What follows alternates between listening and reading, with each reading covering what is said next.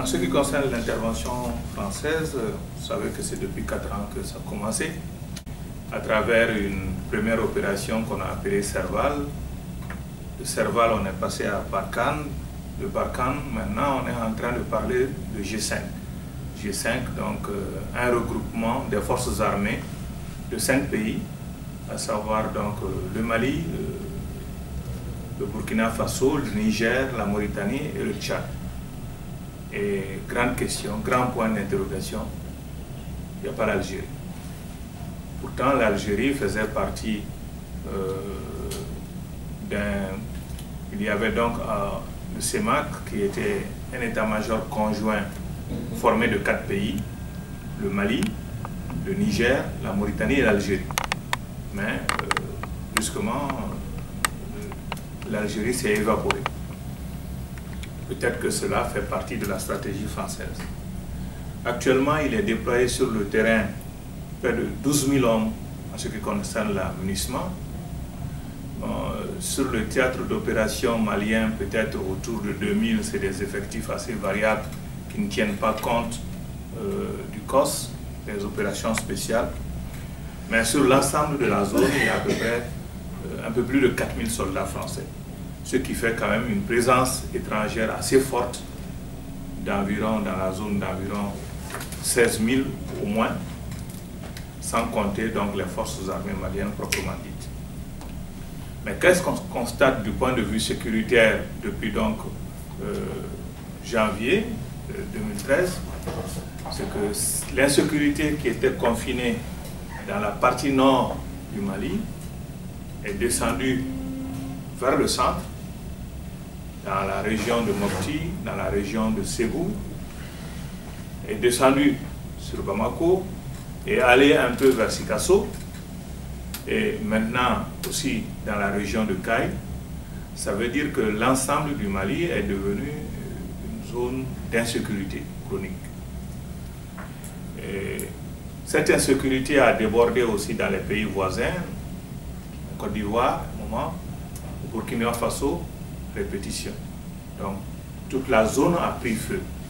Donc, une intervention militaire qui était censée stopper le développement donc, de l'insécurité a au contraire donc abouti à une extension, à une généralisation et à une complexification donc de l'insécurité. Si on prend par exemple dans les régions du centre, dans la région de Mopti, il y a eu un phénomène ethnique qui a pris racine et beaucoup d'ampleur et qui est devenu un mouvement armé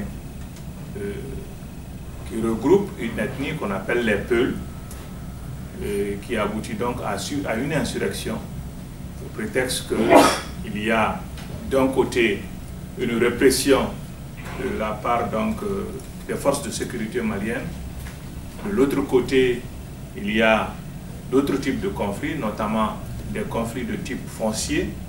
Je pense que Michel-Olivier Leclerc va en parler tantôt. Il y a aussi d'autres développements ethniques dans la mesure où on assiste de plus en plus à des renaissances des phénomènes identitaires. Il y a les Djawando dans la région de Mopti, Kona et ailleurs qui sont aussi en train de se regrouper. Vous avez donc une dilution de plus en plus prononcée du sentiment national et un peu partout donc une crise identitaire qui se révèle et qui font que des milices se créent autour de certaines ethnies, autour de certaines zones censées prendre la défense des populations. Et c'est ça, ce phénomène est en train d'accélérer un processus donc, qui était en germe déjà dans les accords d'Alger et qui à terme risque d'aboutir donc à l'effritement du Mali. Et cette semaine même, il y a l'annonce de la création d'un front, d'un nouveau front qui est né, cette fois-ci dans la région de Kayes, un front pour l'autonomie de la région de Kayes, FARC, et qui a fait une déclaration. Et il n'y a pas longtemps aussi, au niveau de la région même de Mopti, il y a une revendication aussi d'autonomie qui est née autour de Goundam, sous le nom de région des Grands Lacs. Ça veut dire qu'il y a une dynamique qui est en train de se mettre en œuvre et qui donc va aboutir, si on y prend garde, donc, à l'éclatement du Mali. Ceci aussi est encouragé par la montée en puissance de certaines forces féodales. Il y a des recrutements aussi sous des patronymes d'ouvert, des Keïta, des Koulibaly, des Niaré, des Touré, et ainsi de suite. Donc, sous des patronymes divers, les gens sont en train aussi de se regrouper. Ce qui aussi est assez inquiétant. Et cette semaine également, il y a eu un débat au niveau du Conseil de sécurité en ce qui concerne la situation au Mali. Je cite bien cela parce que c'est un marqueur important aujourd'hui de la situation politique globale au Mali. Selon la lecture du Conseil de sécurité, il semblerait que l'État du Mali ne fait pas assez. Ne fait pas assez. Pourquoi l'État du Mali ne fait pas assez? Donc il y a une interprétation de la lecture des événements à ce niveau et un désaccord fondamental avec le gouvernement malien. Je pense que la lecture que fait le Conseil de sécurité de la situation du Mali est le reflet de l'analyse française. Parce que c'est la France qui a porté au niveau du Conseil de sécurité la question malienne, et donc à travers sa propre grille de lecture. Et les Maliens ont le sentiment que c'est la grille de lecture française qui prévaut jusqu'ici au niveau du Conseil de sécurité, et qu'on ne comprend pas tellement le mandat des Nations Unies au Mali, dans la mesure où le Mali étant un État souverain, c'est le Mali en tant qu'État souverain qui est membre de l'Organisation des Nations Unies.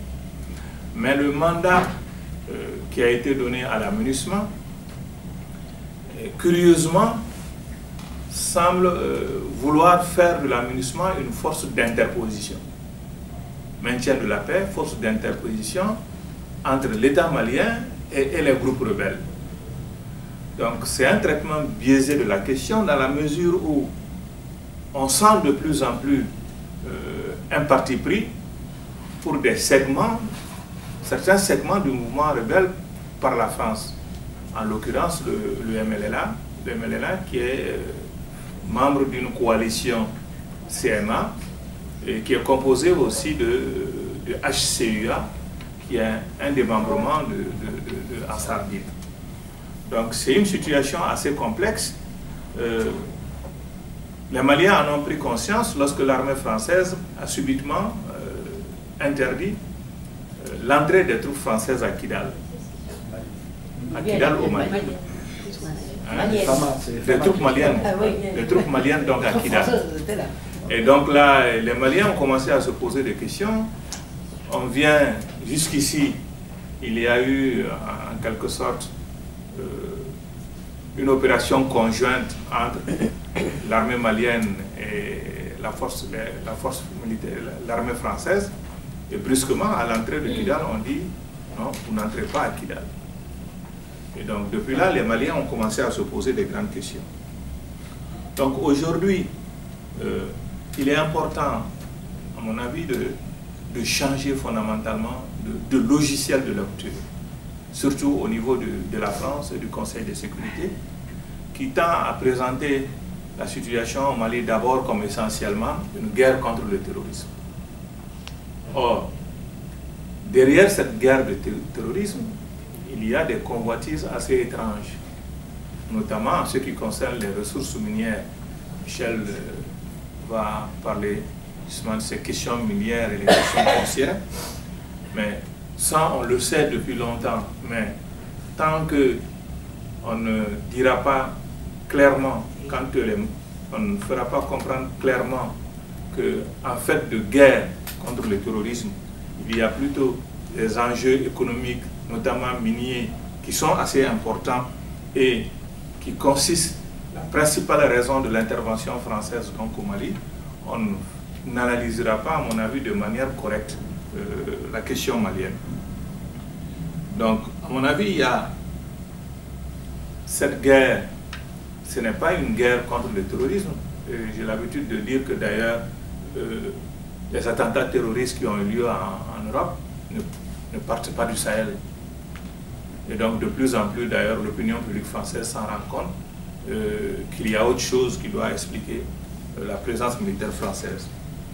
Mais au-delà donc de ces questions de terrorisme et d'insécurité, il y a d'autres questions qui sont liées à ce qu'on a appelé ici sous le vocable de l'effondrement de l'État malien.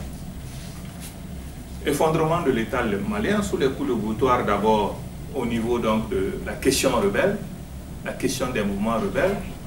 Il y a aussi une relecture donc, de cette question rebelle qui a lieu de faire. Ce n'est pas seulement une question de brimade des Touaregs, l'homme bleu du désert, etc. Il y a effectivement des questions institutionnelles et politiques qui se posent au Mali, mais ça ne concerne pas que le nord du Mali. C'est cette question donc, institutionnelle et de gestion du pouvoir concerne l'ensemble. On a par exemple, j'ai l'habitude de souligner que la contribution sur le plan donc, des recettes budgétaires, la contribution de la région de Caille est essentielle dans le budget malien. Et pourtant, quand on regarde cette région de Caille, c'est là où on trouve les pires routes du Mali. Il n'y a pas d'eau, il n'y a pas d'électricité. Et donc on se focalise sur le nord, alors que c'est une situation partagée dans l'ensemble du pays. Il y a une mauvaise gouvernance qu'il faut interroger.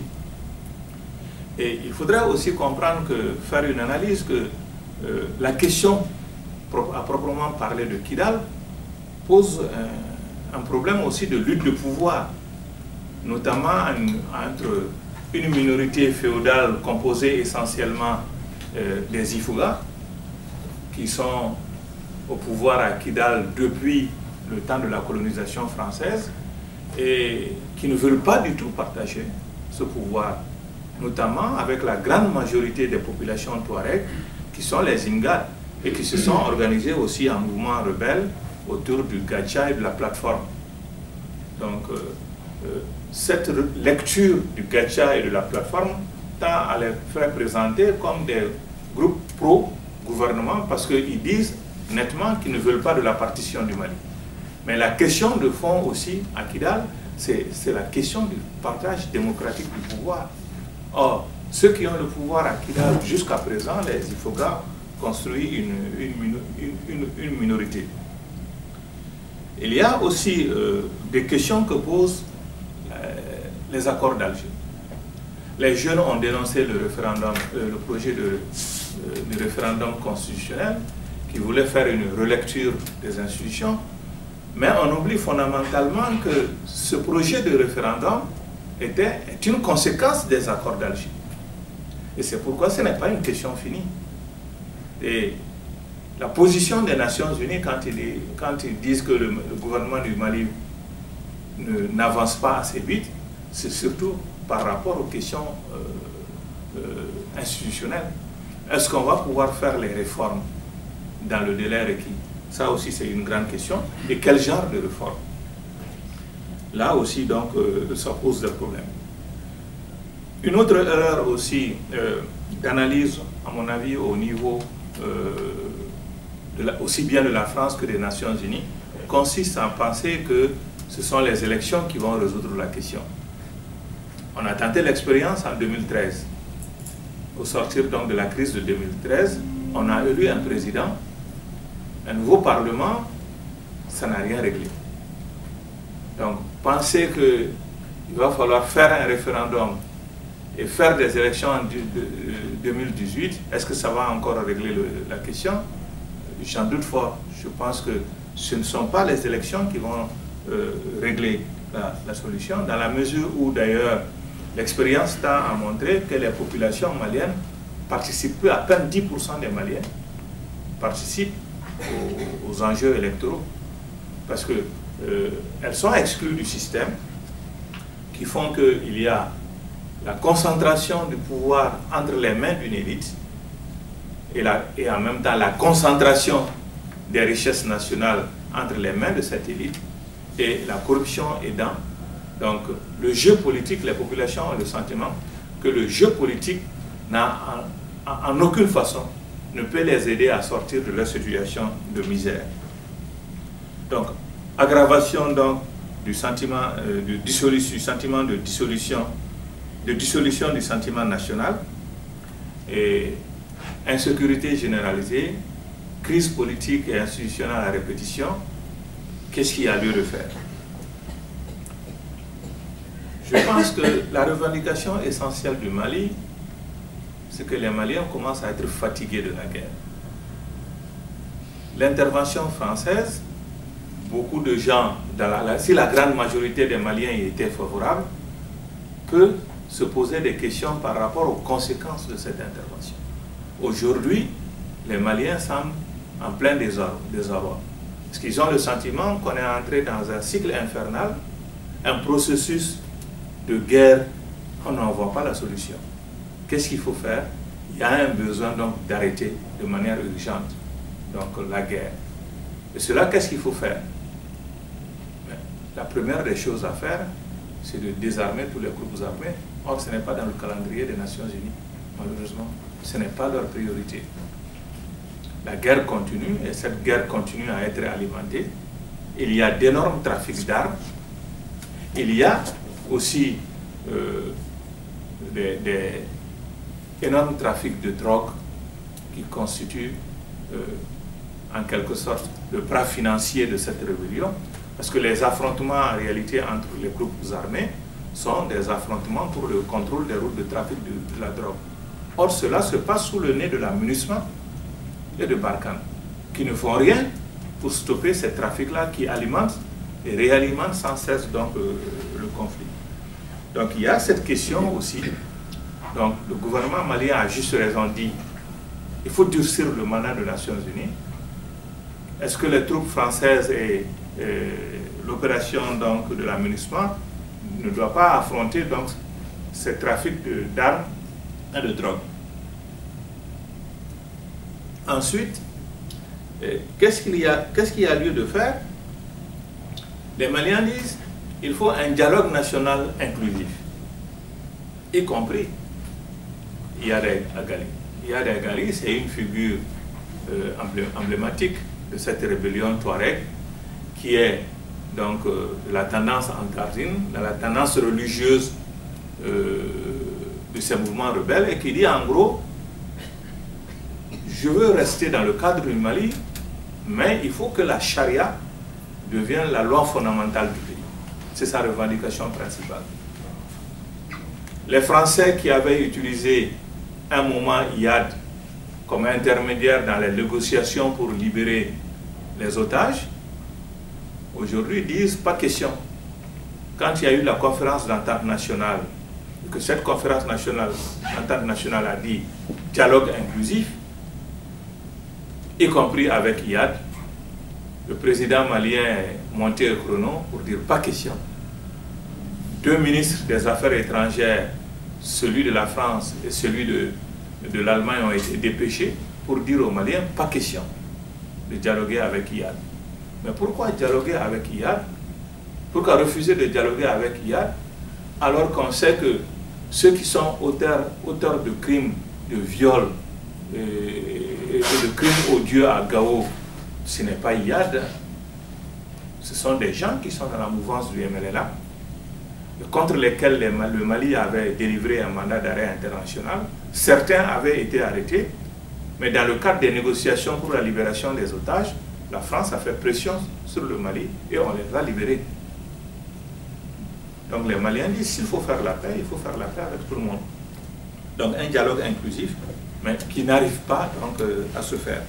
Donc là aussi, blocage à ce niveau-là. En définitive, quelles sont les perspectives? À mon avis, la seule porte de sortie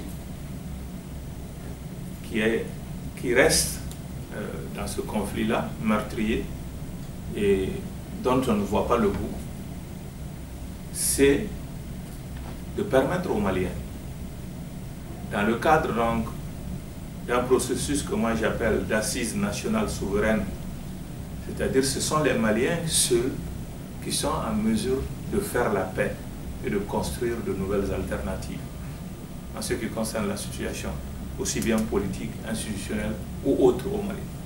Donc il appartient au Mali, aux Maliens, de bâtir à travers un dialogue national inclusif des alternatives pour résoudre donc le conflit malien. Ça veut dire qu'il faut sortir des schémas et des mécanismes traditionnels qui ont prévalu et qui continuent de prévaloir jusqu'ici. Non seulement à travers les accords d'Alger, mais aussi à travers la perception globale que la France a de la situation au Mali et à travers les Nations Unies, la lecture aussi des Nations Unies. Ça veut dire qu'il faut sortir des modèles que moi je qualifie de néolibéraux et qui jusqu'à présent ont montré un peu partout donc leurs limites. Il faut faire beaucoup plus accorder une plus grande importance donc à des modèles endogènes, non seulement en ce qui concerne les processus de pacification, mais aussi en ce qui concerne la construction d'alternatives institutionnelles. Parce que quand on regarde aussi les institutions maliennes, c'est une copie des institutions françaises. Et les Français savent bien ce que ça pose comme problème ici. Aujourd'hui, en Europe, on voit ce qui se passe en Catalogne. On voit la position de l'Union européenne, qui même ne veulent même pas servir d'intermédiaire. On voit aujourd'hui que la plupart des États européens ont dit non pour l'indépendance de la Catalogne. La France aussi, par rapport à ses Corses, ses Bretons et ses Basques, ne veut pas en entendre parler, même au niveau de la Nouvelle-Calédonie et ailleurs, Mayotte et autres, j'en passe. Mais pourquoi diable donc imposer au Mali un processus institutionnel qu'on refuse par ailleurs en Europe? Et pourtant, on prend le droit d'autodétermination des peuples. Donc, pourquoi cette lecture donc différente? Donc, il y a lieu, à mon avis, de sortir d'un modèle et la perspective, la nouvelle perspective qui se dessine quelque peu et qui semble dessiner des lueurs d'espoir, c'est à travers la prise de conscience de la jeunesse, qui de plus en plus dénonce l'impasse politique et institutionnelle au Mali, dénonce aussi la présence étrangère, dit vraiment il est temps que l'ONU et Barkhane s'en aillent du Mali, puisque en aucune façon ce n'est pas la solution. Donc la réponse ultra sécuritaire qui est donnée donc à travers l'intervention française ne peut en aucun cas constituer une alternative. Donc il y a une protestation des jeunes qui nous amène donc à dire qu'il faut construire, il faut les écouter, construire d'autres alternatives. Mais la limite justement en quelque sorte, cette prise de conscience des jeunes, c'est au niveau de l'analyse politique, de la conscience politique. C'est un mouvement spontané, hétérogène, plus ou moins, qui a commencé plus ou moins à être manipulé, non seulement par des partis politiques, mais aussi par des leaders religieux. Et donc c'est un processus assez complexe et qui, même si ça indique une tendance de prise de conscience, cette prise de conscience est loin d'être achevée. C'est un processus inachevé. Mais ce processus ne serait s'achever que sur la base de grands principes qui consistent, à mon avis, à la question de la souveraineté des peuples. C'est une question essentielle.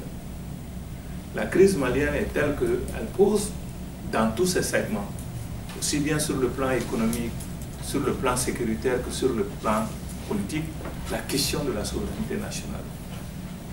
Il faut s'appuyer sur la souveraineté nationale des peuples, d'abord du peuple du Mali. C'est pourquoi je dis, c'est aux Maliens et aux Maliens seuls de dire ce qu'il faut pour le Mali. Ça, c'est la responsabilité historique du Mali. La tâche de la dite communauté nationale et internationale, c'est d'abord comprendre et accepter ce principe et de voir ce qu'elle peut faire dans le cadre de la solidarité entre les peuples, quel accompagnement on peut faire sur cette question de quête de souveraineté nationale. Mais c'est une question fondamentale qu'on ne saurait exclure du jeu politique. C'est à partir de cela qu'on peut dessiner une alternative crédible donc, à la crise malienne et construire des dynamiques qui puissent permettre aux Maliens de jouer le premier rôle en tant que peuple souverain et peuple concerné au premier chef. Et ce n'est pas à travers des résolutions des Nations Unies, de l'Union africaine ou des résolutions d'Europe qu'on pourra construire donc des alternatives au Mali. Je vous remercie pour votre attention.